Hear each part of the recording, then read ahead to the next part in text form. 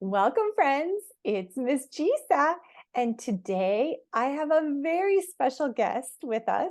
Her name is Jennifer Lim Chobar, and she joins us to talk about a book that she wrote called You'll Always Have My Love. Welcome, Jennifer. Thank you so much for having me, Miss Gisa. I really appreciate it. Well, we are thankful you're here and you're going to tell us a little bit about the book that you wrote and self-published. Tell us, how did you come up with the idea for this story? Great. So I grew up always loving books, especially picture books. When I was in elementary school, I actually wrote comic strips and illustrated my first book, I think when I was in the fourth grade, about my uncle going on a ski trip and and Oh my sent it to him goodness. in the mail. And he was very excited about that. And as I raised a son, I work in marketing, life got busy and in the way, but I always had themes and stories in the back of my mind. And I lost my mom when I was 11 years old, and that was very challenging for me and my family.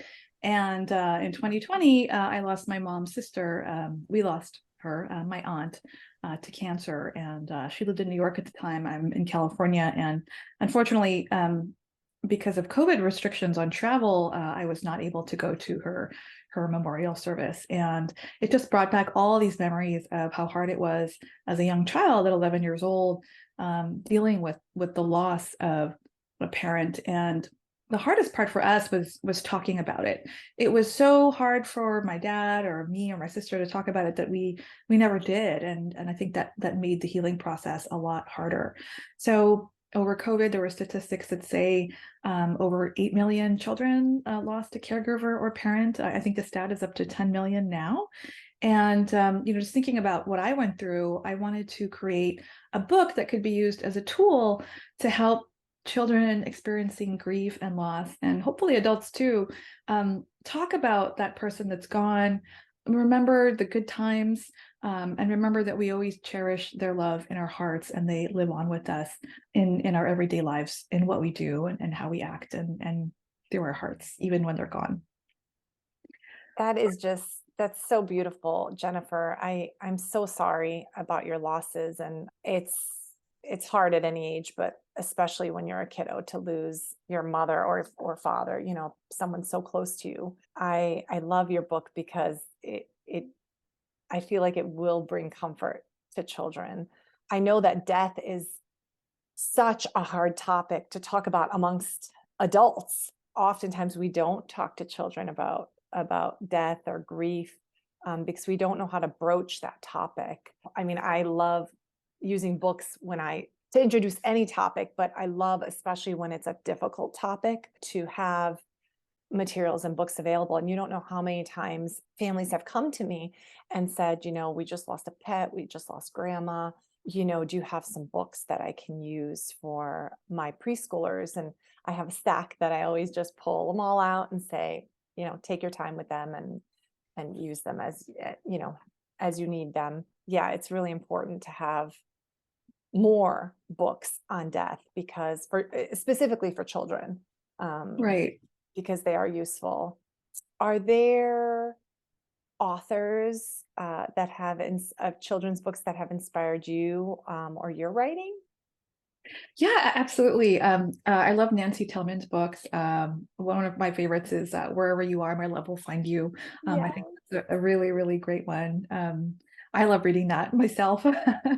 And another one about grief and loss that I discovered in this process is by Patrice Karst. It's called The Invisible String.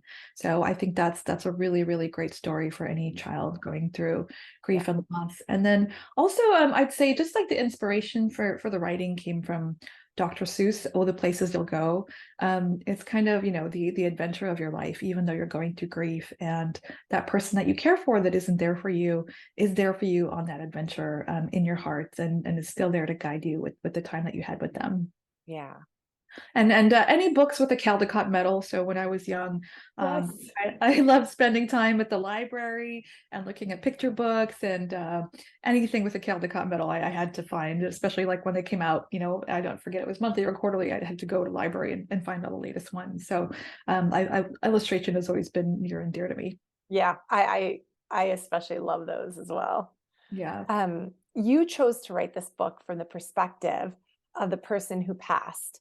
Are these the loving thoughts that you would have liked to have expressed to you at the time that you lost your mom?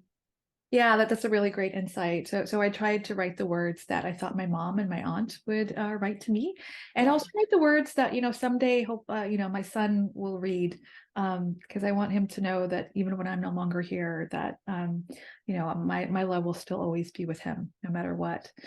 And I come from a very yeah, thank you. I come from a very multicultural background, so I learned to respect a bunch of different cultures and religions. So I wanted to make sure that it resonated with everyone, no matter what your background was, and hopefully the book achieves that. It does. I noticed that. And you never know what someone's background is. So there are a lot of books that talk about heaven. I did notice that your book kept it very open-ended so that really anyone of any faith or whatever the parents and families' beliefs are, they could read it and have it pertain to them. Okay, thank you. One of my favorite and really well-known early educators is Bev Boss. She feels strongly that we should be talking about death and incorporate it into just our everyday singing songs. Go tell Aunt Rhody, for example, during circle time, or just have the stories always available on our bookshelves, not only when something happens. And I had never even thought about that as an educator. It was only when I attended her conference that I was like, oh yeah, we never talk, like we talk about everything, but we never broach this topic with kiddos. Right. When you share those statistics with me about how many millions of children lost, either a parent or a grandparent or a caregiver that was close to them during COVID, it really shocked me. And really, I think we do need to have these conversations. Yeah, I mean, I would say, being multicultural, I would say, in some Asian cultures, you have like reverence for the ones that have gone before you. So I remember having a picture of my great grandmother on the wall, and we would light incense and like a prayer kind of chant to her, and it was a way to talk about people that were no longer here in a positive way, and have good memories and revere that person. I think in American culture, I don't think there's anything like that. I mean, you might visit a cemetery if someone passed away, but that's always like a very um that's very rarely like seen as a positive kind of thing. It's more of a thing of mourning instead of celebrating that person's life when they were here. So I think more tools like this are definitely great for children to have. I mean, it's so tragic how many children have lost a caregiver. Many are orphaned. A lot of them are suffering from economic difficulties as well as emotional trauma of losing a caregiver or parent. So I really hope this book works as a tool to help them. I'm happy to send a free copy of the book to anyone who knows a child who might get some benefit from it. Oh my gosh, I And love that. Thank you. That's so yeah. wonderful. Thank you. And thanks to the power of Amazon, it's actually available all around the world. So I can actually ship a copy in Europe, and I believe it's in Australia and some other markets. Oh, wonderful. So you can reach out to me on my website, and I'm happy to do that for anyone.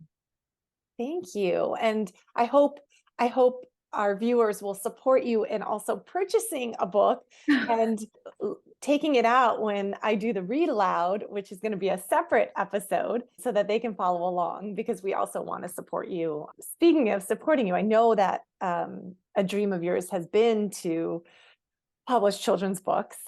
And I was wondering if you have another book that you are working on.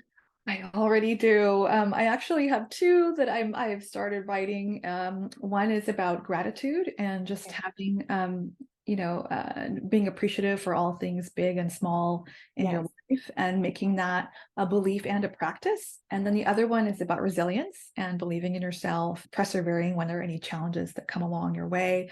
I mean, I think so many lessons to children now are about always wanting more instead of appreciating what they have, or having things handed to them or done for them instead of them doing it themselves. And even Yes. they fail, that viewing failure as a learning opportunity, a thing to learn from and grow. So I started writing those, and hopefully we'll bring them to market in the next year or two. Oh, wonderful. I'll be looking out for them.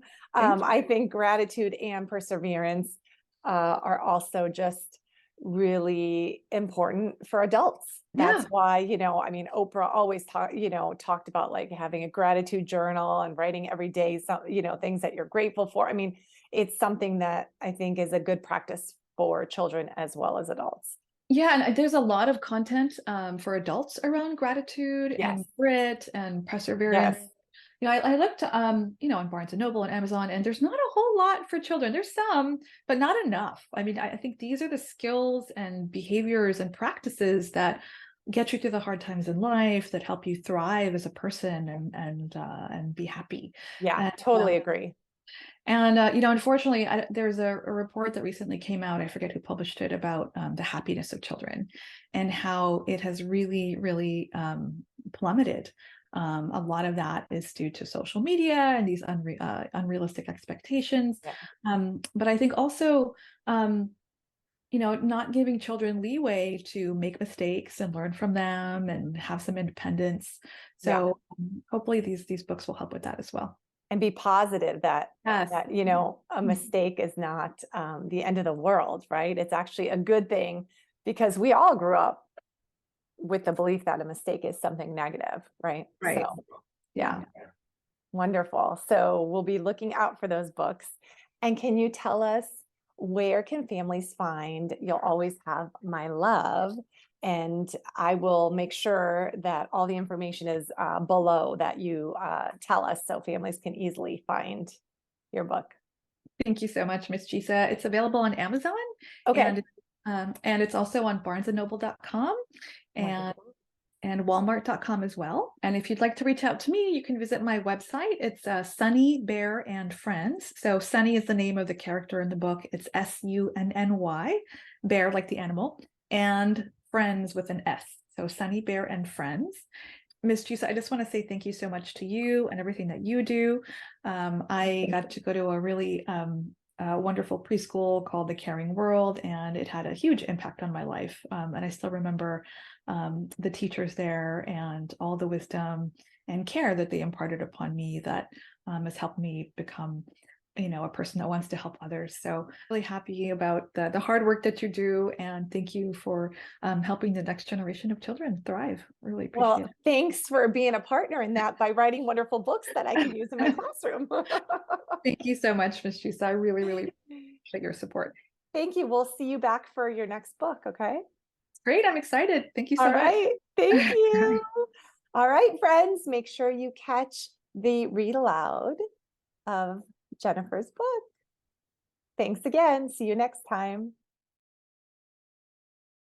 Thank you for joining me today.